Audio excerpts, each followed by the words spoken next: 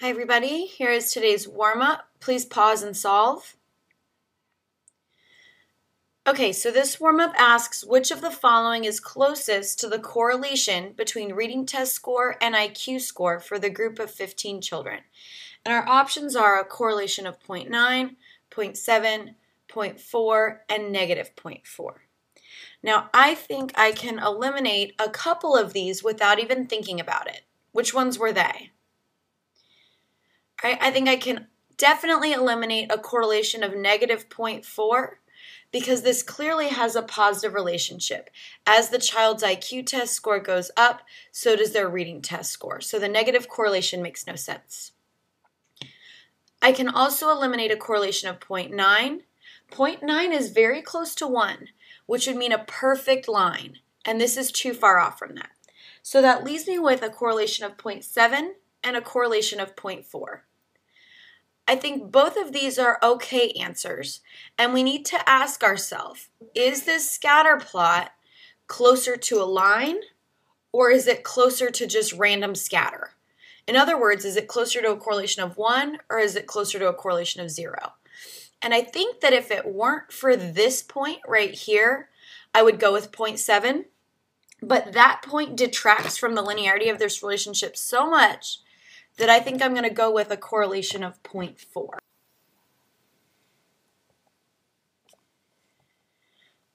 Okay, so we have looked at a variety of scatter plots, and hopefully in class we got to practice guessing the correlation of the linear relationship between two variables. When we're looking at the relationship between variables, sometimes we will look for a causal or explanatory relationship. In other words, does the one variable cause the other? Okay, does changes in one variable cause changes in the other? And in these cases, we can identify some variables to be the response variables and others to be the explanatory variables. A response variable measures an outcome of a study, whereas an explanatory variable helps explain or influence changes in the response variable.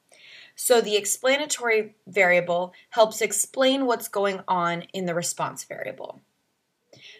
When we make scatter plots, we plot the explanatory variable on the x-axis and the response variable on the y-axis. So it's like the explanatory variable is the independent variable and the response variable is the dependent variable.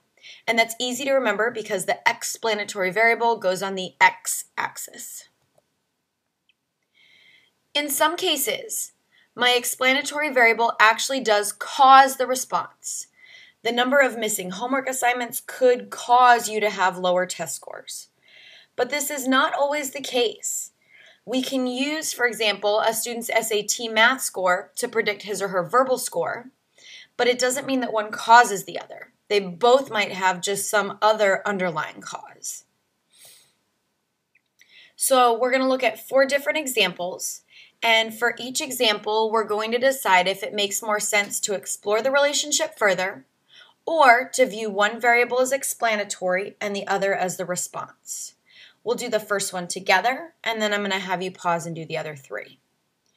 So the first one says the amount of time a student spends studying for an exam and the grade that they receive on that exam. I would say that we do have a clear explanatory response relationship. The amount of time they spend studying is going to be the explanatory variable, and therefore we'd put it on the x-axis. And then the grade that they receive is going to be the response variable, and therefore we're going to put it on the y-axis. We could use the amount of time spent studying to explain the grade that they receive on the exam. That doesn't mean this is going to be a perfect relationship, but in general, I would expect to see as the amount of time studying increases, the grade that you receive increases as well. Look at these other 3 and decide if we have a clear explanatory response relationship or if it's unclear and we should study it further. Pause. Okay, the first example, the weight in kilograms and the height in centimeters of a person. I do think that we have a clear explanatory response relationship here. I would say that in general, the taller someone is, the more they're going to weigh. okay? If we're comparing like 5-year-olds with 50-year-olds, okay, we're going to see differences in height and we're going to see differences in weight. And I would say the height is going to do a better job of explaining the resulting weight. So changes in height result in changes in weight. So height is explanatory, weight is response. Second example here, the inches of rain in the growing season and the yield of corn in bushels per acre. Does the rain explain how much corn was produced, or does the amount of corn produced explain how much rain that there was in the past? Okay, so clearly the inches of rain is going to be my explanatory variable and would go on the x-axis. And the yield of corn is going to be my response. Finally, a student's grades in statistics and French. They're probably going to be linked. In general, students who get good grades in all their classes. Okay? However, would I want to use statistics to explain the grade in French, or would I want to use French to explain the grade in statistics?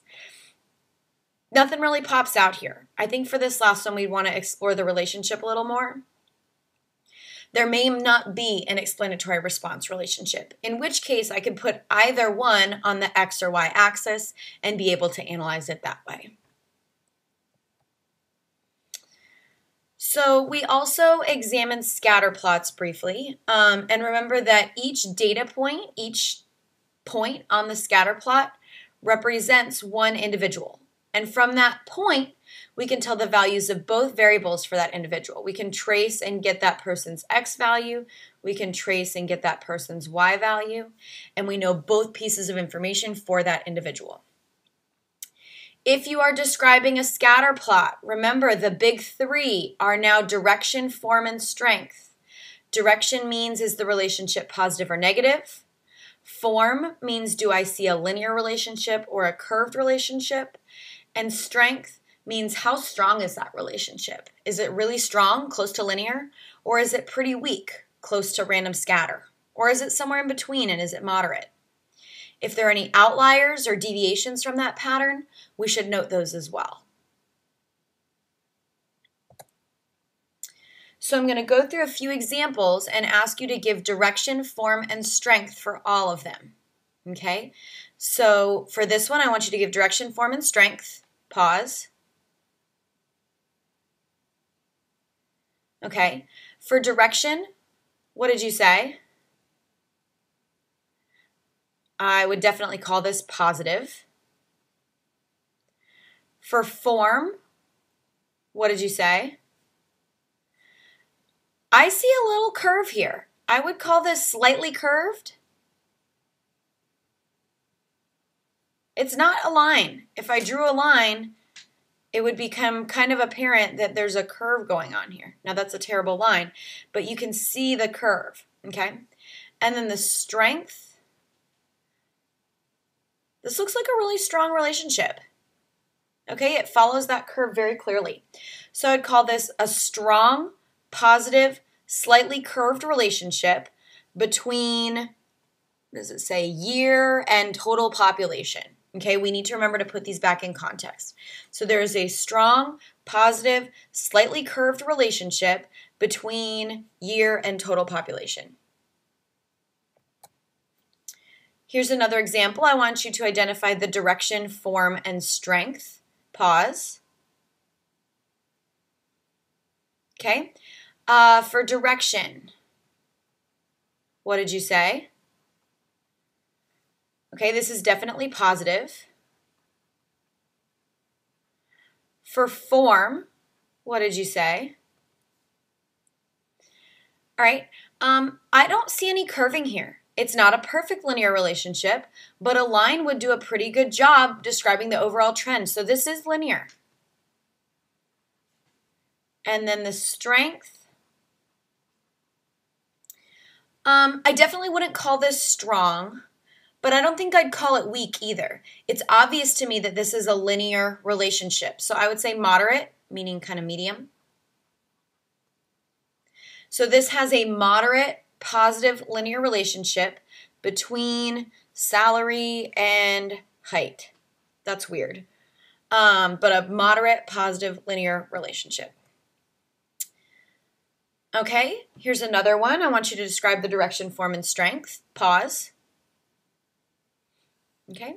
For direction, what did you say? I hope you saw that this one had a negative relationship. As the x values increase, the y values decrease, which means I have a negative direction. All right, the form, I would say, is curved. And the strength, it's pretty strong. I can see this curve very well. And part of the reason for that is that I have so many data points here. But I think you could have said moderate or moderately strong. Okay, it's not a weak relationship for sure. So this is a moderately strong negative curved relationship between weight and miles per gallon. Okay, what I'm going to teach you to do now is how to make a scatter plot in your graphing calculator.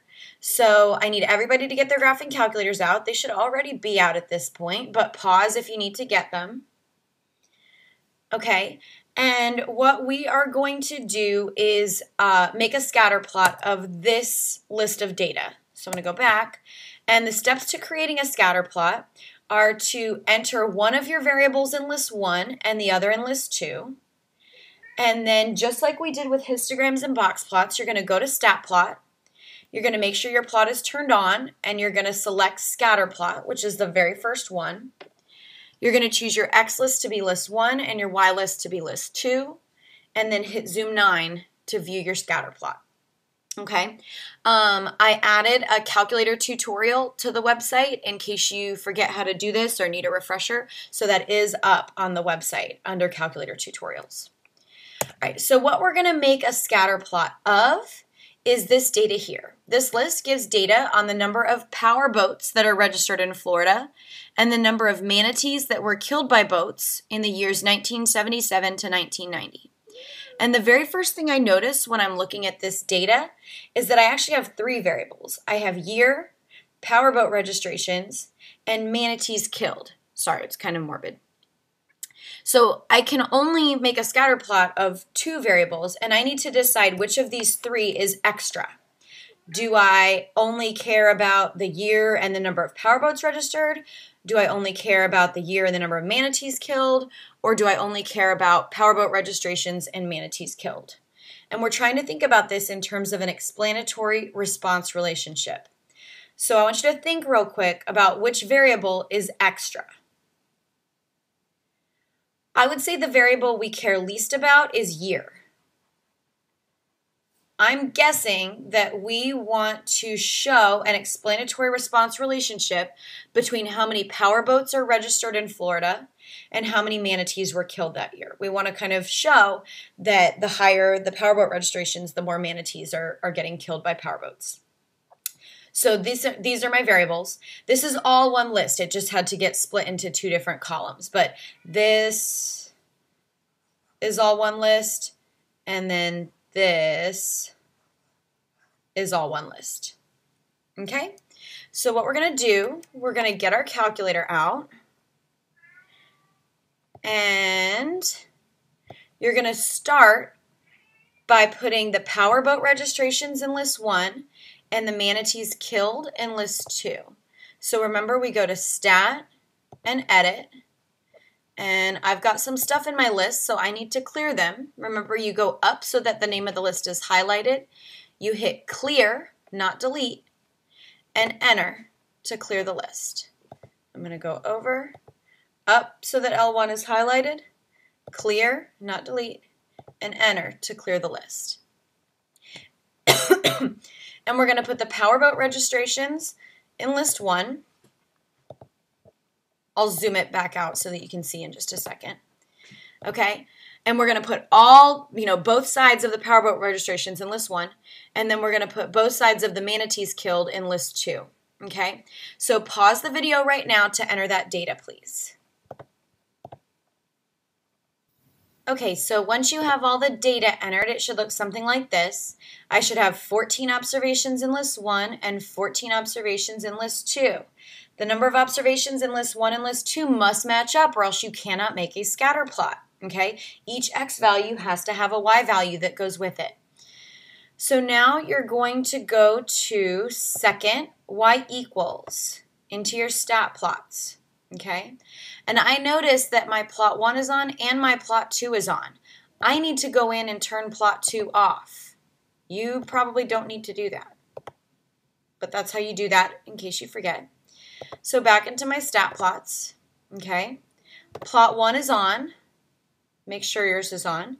And with it, I want to make a scatter plot, which is this very first one here, the one with the dots, okay? Now it's asking me which one is my X list and which one is my Y list. My X list is list 1. We're using the number of power boats as the explanatory variable. And my Y list is list 2. Yours may automatically say that. For some reason, mine says L4. So I'm going to go down and change it to L2. And I do that by hitting second, 2. Okay? So this says on, and I'm making a scatter plot of list 1 and list 2. Now I'm scared, so I quit. And to make the graph actually pop up, do you remember what you do? You hit zoom, and you choose option 9, zoom stats. So here is my scatter plot, and I see a relatively strong positive linear relationship between the number of power boats registered and the number of manatees killed. This is clearly linear, and I see it as a strong relationship, okay? If you hit trace, it will give you the X and Y value of each point. So you can hit the right and left arrows, and it'll take you through all the points in the order that you entered them and give you the X and Y value of each point, okay?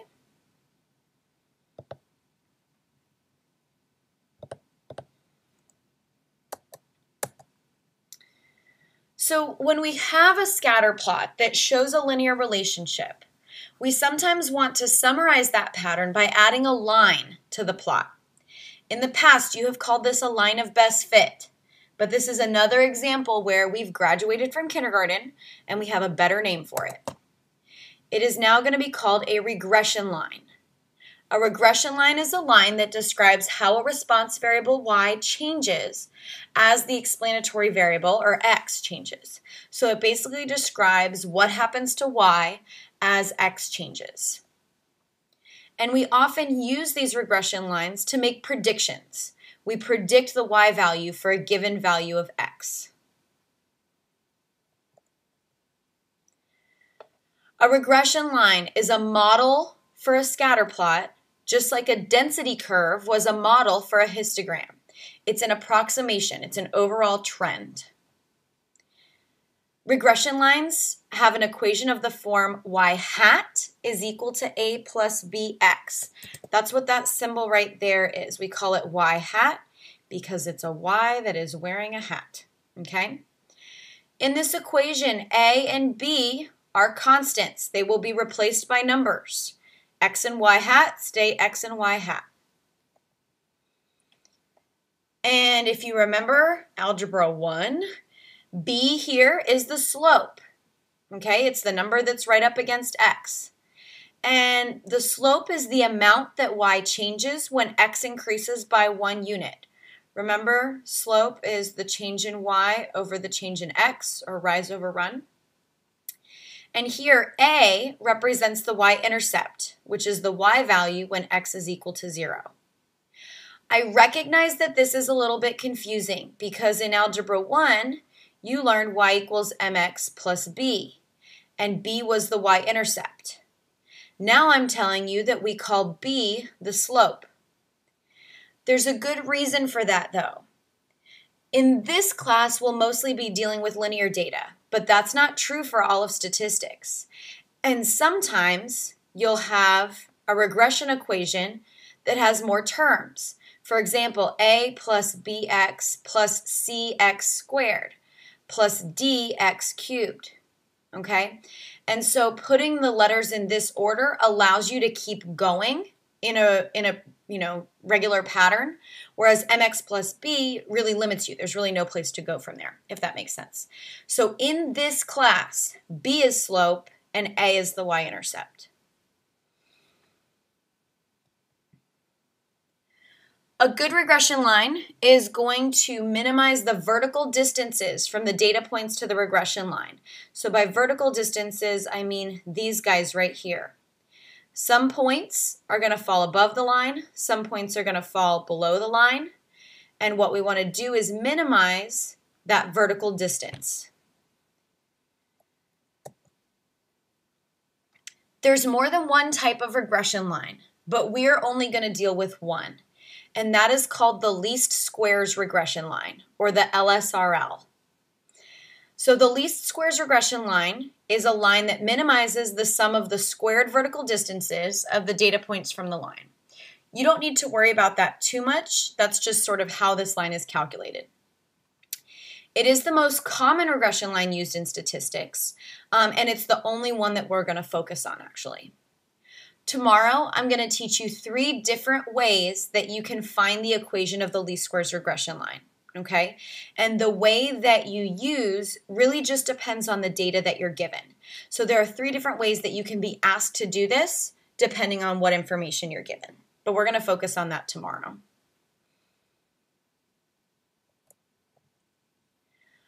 Once we have a regression line, we can predict the y value for a given x value. And by doing that, up here, to do that, what we're going to do is just plug in an x value, and then y hat is our prediction. That's why the y has a hat on it. It doesn't represent an actual y value. It represents the prediction for a given x. We can also attempt to extrapolate data. That means to use our regression line to predict values outside of the x values of the data that I'm given. This is risky though. Extrapolations may or may not be accurate, so extrapolation is usually bad. Extrapolation is usually not a good idea. For example, I can write the equation of a regression line to predict the height of a small child based on their age, okay? And for a time, as age increases, height increases in a pretty linear way. However, as you keep getting older, does your height keep increasing at the same rate? Of course not. You kind of level off and settle at your final height, okay? And somewhere in between there, your height change slows down a lot, right? You stop getting taller as quickly as you do when you're little. So if I were to have a regression line, an LSRL, based on this set of data, okay, and then I try to use that regression line to predict someone's height when they're 50, I'm going to predict someone who is ridiculously tall, okay? And the reason for that inaccuracy is that I'm extrapolating. I can spell. Extrapolating.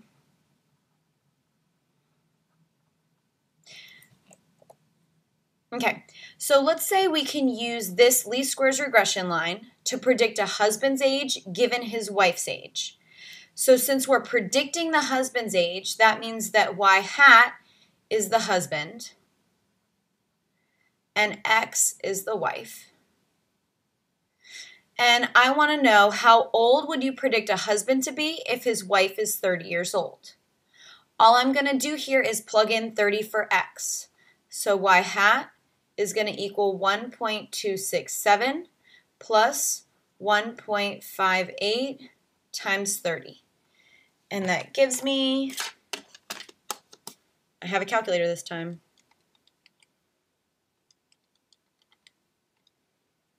But you probably already have the answer.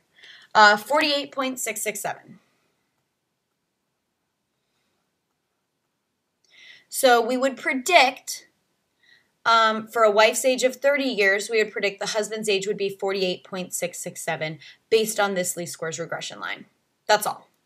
Here is homework number 1. Although we're not entirely done with the lesson for today, I actually have a second video that if I were there I would have assigned as homework. but instead I'm going to have you all watch it in class. So go ahead and copy down your homework assignment right here. And in a minute, we'll start the second video. It is short, but it is an important, kind of difficult skill. All right. The good news is you have some time to let it marinate, okay? Because your first quiz in this chapter isn't scheduled until Tuesday. And so that's going to cover everything we've learned today, as well as what you're going to learn in class tomorrow. Monday I have set aside as kind of a review day, and so Tuesday is when you'll have your first quiz.